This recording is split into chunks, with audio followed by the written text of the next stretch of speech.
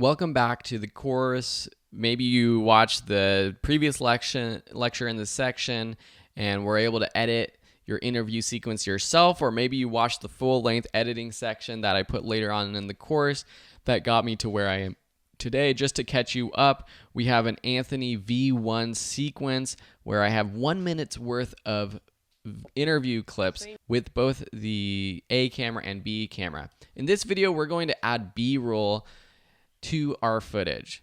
So we have to decide where we want bRoll and what that bRoll is going to be. It's probably a good idea for you to look through the bRoll shots, see what all of them are, and look through the photos and see what they are as well. And you're free to go online and try to find your own bRoll, or you could even shoot your own bRoll if you think there's a shot that needs to be done. We are limited though with the bRoll that I've given you, and that's could be a problem if you want a specific bRoll shot, but it's also a good challenge to come up with a way to edit a video and make it look amazing without having every single shot that you would like to have. So going through my interview, we're just going to listen through it, and then we're going to see what we want to add to it as bRoll. The same year I was diagnosed, that summer the whole ALS Ice Bucket Challenge phenomenon went viral. So for this intro part, I'm not going to have any bRoll because I want to just jump right into his face, into seeing Anthony on camera to introduce him to the audience. We'll probably put a graphic lower third title, and we'll learn how to do that in the titles section of this course. Everyone that I knew and their mama's baby's mama doing. So you'll see that there is a little jump cut right here. We were trimming down the clip. Everyone that I knew and their mama's baby. And there's an audio sort of sounds like a glitch. We'll fix that with the transitions in the next couple of lessons. But here is a part where we want to add some clips of the ALS Ice Bucket Challenge. I don't have the rights to other videos of other people, but you could, if this was an actual documentary you were making, you might want to get rights to other ALS Ice Bucket Challenge videos. Here we do have the clip that he gave me for my documentary of him doing the Ice Bucket Challenge. So without context, it's kind of weird. You see him in a bikini, but this is just for fun, just to be crazy, more wild out there, try to get more views. So I'm going to scan through this and just get to the parts where it's kind of funny. So we got a couple different shots, him talking, calling out Ellen. So if you're editing your minute-long piece and you're making it about him calling out Ellen, you might want to actually include the audio clip from him calling out Ellen right here. For me, I'm just going to take these shots and I'm just going to scrub through it, press the I for the endpoint, play through it, stop, press O for the out point, take the video only, and drag it down here. If I expand this track 3, I can see what this clip is, and this is good so that I know what's going on my timeline. I know what the video clips look like. I'm going to scrub through here even more, maybe get this funny part. Start where he starts to scrub the window, maybe while he's doing it, something like here. It's kind of funny, but make sure we end before it cuts to this other shot. Put this afterwards. Viral. Everyone that I knew and their mama's baby's mama doing the ALS Ice Bucket Challenge, dumping ice water over their head. Nobody talked. And we're going to finish with this shot of ice water dumping over his head, matching what he's saying in the interview with what you're seeing. Ice Bucket Challenge, dumping ice water over their head. Nobody talks in the video clip about this disease because it's us. I think it's okay that this clip actually extends past where he stops that last line and continues this into this next thought. Disease because it's ugly, you know, that doesn't go viral, but as soon as somebody does something random and fun, it goes. If we have more video clips, it might be good to add some more ALS Ice Bucket clips right here. Viral, and so that's what I did. First day I got 100,000 views. Then for my edit, he starts talking about the virality of it, how it went viral, and he talks about the social media views.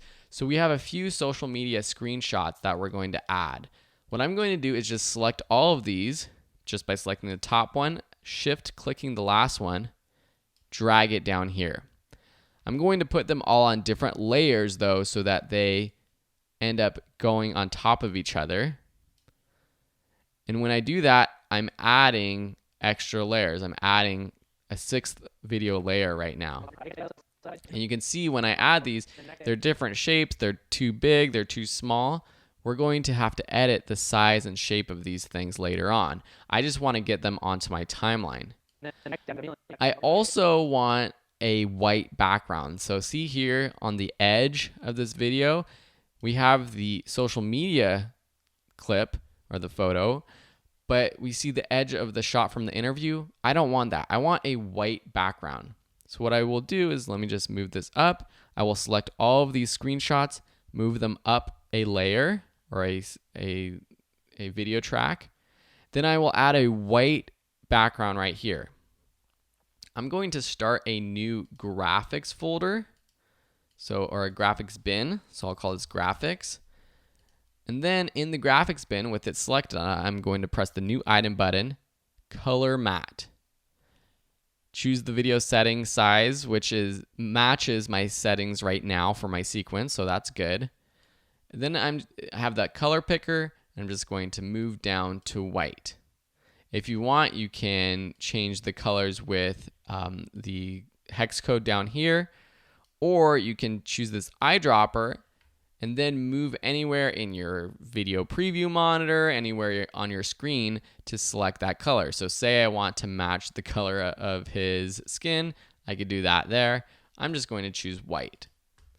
Then it asks me to choose a name. I'm going to call this white matte. Press OK. It appears in our graphics bin. Now I'm going to drag it onto my sequence. So that's what I did. First day I got 100,000 views. We have these social media screenshots right here. We still have to edit them how I did in the original video where they slide on. That's a little bit of motion graphics that we'll learn a little bit later on. And then the next day I got 1 million.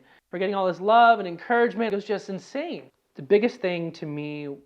And I'm just going to extend this white part right here. Encouragement was just insane. The biggest.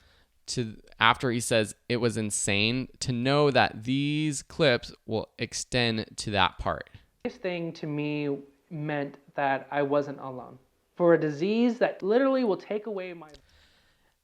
Then when he talks about a disease that will literally take away his voice, let's show a picture of him and his mom. Both of them are diagnosed with ALS. Both of them are struggling to survive. So we're going to add this right here. I just drag and drop that photo. A disease that literally will take away right there. And you can see that it's too big and it's not in the right position. We'll learn how to edit that later on.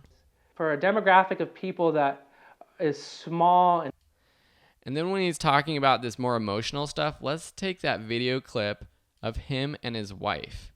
Maybe a photo, maybe this shot where they're working in the chair. But I don't see his face in this shot. We had the reverse shot in the real documentary, but for here, let's just take one of these shots of them with the photo. So let's just select a little bit of this clip, putting in my in and out points, adding right here. Demographic of people that is small and underserved, and we could add this photo of him maybe with his Cure ALS car. That's kind of cool. So let's just take that. Maybe we'll put that before the video shot. So it goes photo, people that photo. You can see it's way zoomed in because that photo is really big. Maybe make the photo of him and his mom just a little bit bigger. That is small and right now I'm conceptualizing what this is going to look like. Even though it doesn't look like it here in our program monitor, we still have to make all kinds of adjustments to the size of these photos. I just am laying it down for later on. The level of awareness that it's ever needed, this was huge for us. But we still need a lot more support. It was I like seeing him look up at the camera where he says, but we still need a lot of support.